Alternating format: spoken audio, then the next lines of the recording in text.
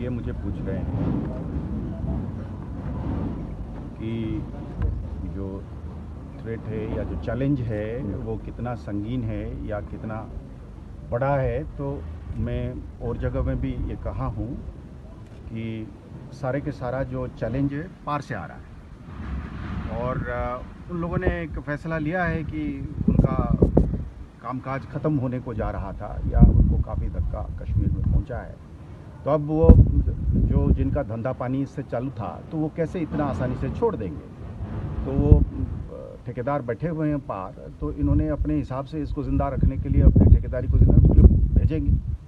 अब जैसे हम देख रहे हैं कि ये तादाद में बहुत ज़्यादा नहीं है, तो चूहे की तरह हैं, तो पर हैं इस तरीके से कि बंदूक है और निहत्थे लोगों के सामने मतलब उनको मौका मिल जाता है।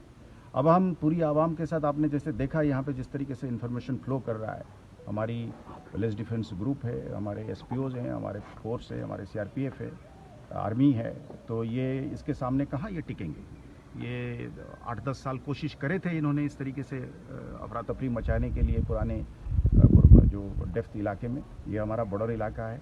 गुजारिश ये है आवाम से कि इंफॉर्मेशन फ्लो ज़रूर जारी रहे, पर हम एक अंग्रेज़ी में एक लफ्ज़ कहते हैं कि माने फॉल्स फ्लैग हो जाता है। मतलब कई बार इंफॉर्मेशन में आप मतलब हम डर के मारे कई बार होता है, तो उसको परखें, क्योंकि नफरी उतनी होती है, फिर हम जहाँ पे होना चाहिए वहीं होना चाहिए हमें।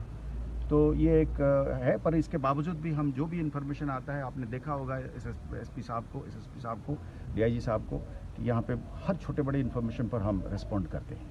हमको ऊपर से भी इसी तरीके से इंस्ट्रक्शंस हैं गवर्नमेंट ऑफ इंडिया दिल्ली से कि साहब हम और मजबूत करेंगे अपने टीमों को, गाड़ियों में, नाइट विजन डिवाइस में, वेपन में, ट्रेनिंग में, और हम इनको चुन चुन के मार डालेंगे। माइक्रो सैटेलाइट कितना बड़ा खतरा देखते हैं सर?